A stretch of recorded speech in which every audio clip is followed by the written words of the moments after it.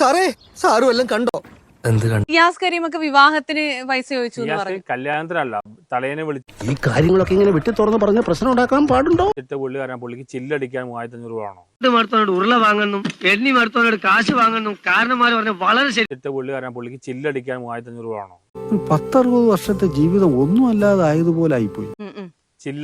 ചില്ലടിക്കാൻ വേണ്ടി ഓർമ്മയുണ്ട്, നല്ല ഓർമ്മയുണ്ട്. ഇങ്ങനെയൊക്കെയാ ചോദിക്കണം. അപ്പൊ കൊടുത്തായിരുന്നോ? ഞാൻ കൊടുത്തില്ല.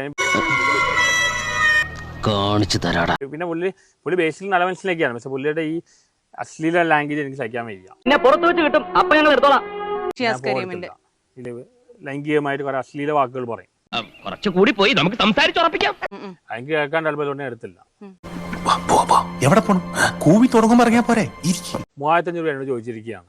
അരിച്ച പണിയെടുത്ത ഹാർട്ട് അറ്റാക്ക് ഉണ്ടാവുന്ന ഡോക്ടറാ പറഞ്ഞു. എന്താണ് ചില്ലടിക്കാൻ?